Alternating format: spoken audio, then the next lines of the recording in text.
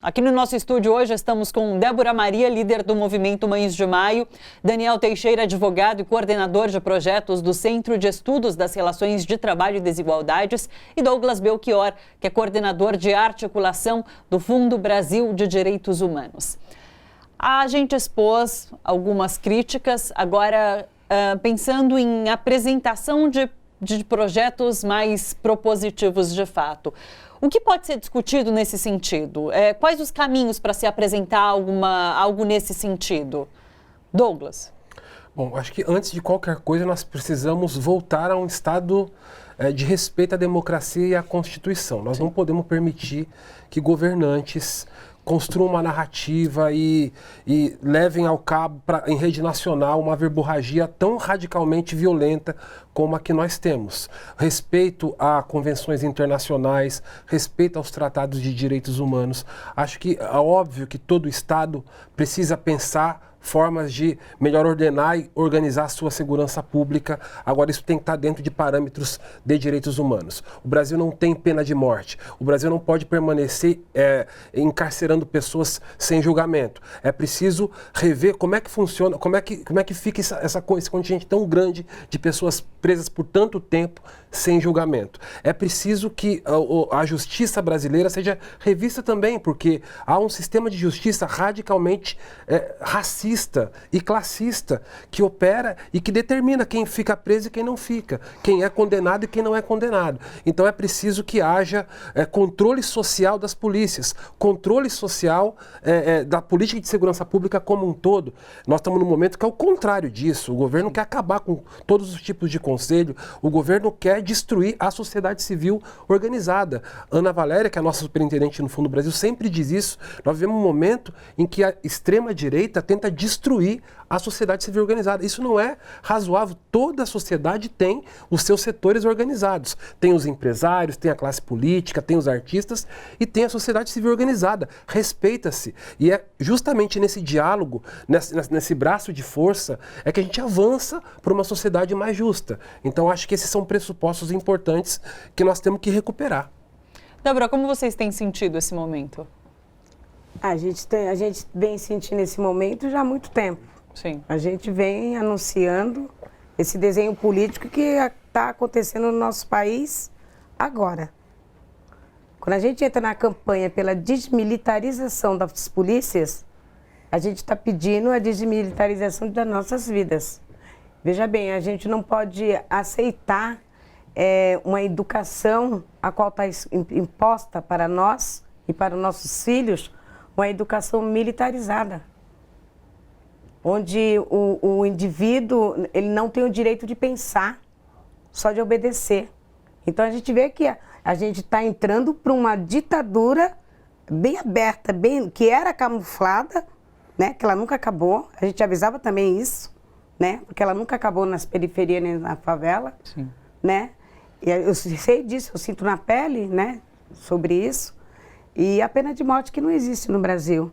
A gente tem uma carta, uma cláusula pétula na nossa Constituinte, que não existe pena de morte no Brasil. Sim. As penas de morte estão sendo aplicadas pelos governantes. Né? Eles usam o braço armado deles para poder nos atacar. Então a gente não podemos aceitar, como o Douglas mesmo falou, se esses governantes não investirem em políticas sociais verdadeiramente, a gente vai continuar somando os corpos, somando os presídios superlotados. A gente luta, eu sou abolicionista, eu não acredito no sistema prisional, esse que oferece para os nossos jovens, que não ressocializa ninguém. A gente não precisamos de presídio. Presídio é um pouco de navio negreiros. A gente vê o que tem dentro dos presídios, a maioria dos meninos é preto. Nos presídios femininos, a maioria das mulheres são negras, né? Então, a gente não precisa da polícia.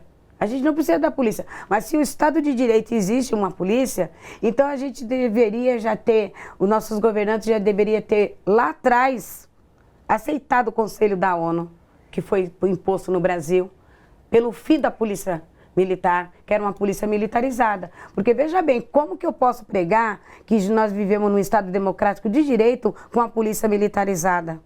Será que nossos pensantes de esquerda não viu isso?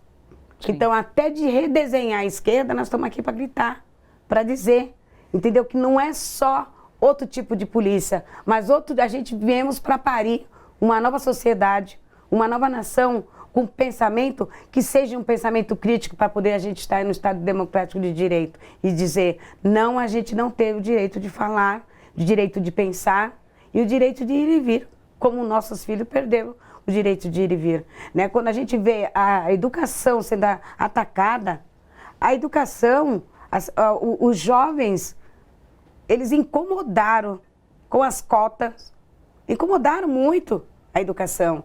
Eles aprenderam a se defender, a enfrentar esse Estado, esse sistema branco, enfrentar os juízes, né, que é uma dança de cadeira, é réis e negros, e a dança das cadeiras dos juízes brancos, com a caneta assassina, que mata mais de quem aperta o fuzil, quem está com o fuzil na mão. Então, a gente, para além da segurança pública, é um contexto geral.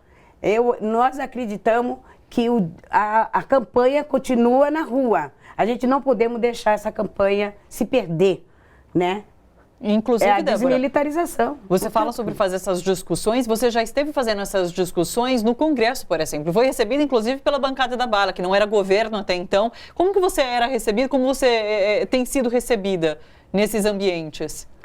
Olha, o presidente da República foi um dos que era deputado e nós fomos conversar com ele, nós tentamos, porque não tem conversa com ele, né? A gente não conversa com ignorância. A gente acreditamos nisso como mãe, né? E a gente não era aceito pela bancada evangélica. Eles não aceitaram. Jamais é o fim do auto de resistência. A campanha, a PL 4471/2012. A bancada da bala veio ao nosso favor e a gente não conseguimos atingir a bancada evangélica. Aí nós temos uma família evangélica. A minha família é toda evangélica, né? Eu não sei em qual religião, mas eu acredito muito, assim, num potencial acima de qualquer coisa, né? Num ser. Mas eu digo assim, a gente pergunta a nós mesmos que Deus é esse, né? Que se alimenta do sangue dos nossos filhos. Nós já fizemos essa pergunta para comandante da rota. A gente perguntando que Deus é esse que se alimenta do sangue dos nossos filhos. Que Deus é esse? Então, quando a gente fala é um contexto geral, a gente tem que colocar a religião no meio, porque como é que se pode... Hoje eu vi um comentário sobre a morte daquela estudante, né, no interior de São Paulo, né, e o comentarista, ele fala o que aconteceu com essa família, que aconteça com a família desse sujeito em nome de Jesus. Então é assustador o que está acontecendo no nosso país. Eu acho que não há uma religião, a não ser um nazismo, que está avançando cada vez mais, e o fascismo junto. Sim. Porque a gente não podemos aceitar que existe um paralelo entre a bancada da bala e a bancada evangélica. Sim. Se alimentando do sangue dos nossos filhos. Daniel, uma última palavra só para concluir. A gente teve uma vitória importante também na semana passada, que foi cair com excludente de licitude desse pacote que está sendo discutido anticrime no Congresso, que, enfim, é representativo nesse momento. Agora, o Douglas falou sobre esse novo governo querer destruir a sociedade civil organizada. Ele está conseguindo? Então, olha, eu acho que a sociedade civil organizada, embora haja quem tenha esse posicionamento, como o Douglas colocou, enfim, isso vem inclusive de um ranço de um país que tem a sua vivência democrática do ponto de vista histórico muito curta, né? Sempre são períodos curtos e que acabam trazendo o ranço da ditadura militar anterior, do período que deveria ser de exceção, a gente chama de exceção, mas que no Brasil, se você pega do ponto de vista histórico, é a regra. Sim. Então, as instituições governamentais carregam esse olhar para a sociedade civil organizada como se inimigos fossem.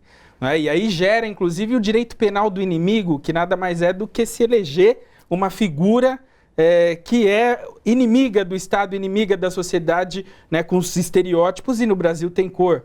Então, quando a gente pensa esse modelo, é óbvio que do ponto de vista da sociedade civil organizada é complicado, mas eu acho que, por outro lado, é um momento em que eu vejo cada vez mais forte essa sociedade civil, cada vez com um papel mais atuante e importante, porque mais do que nunca é fundamental esse exercício de pensar uma outra sociedade agora.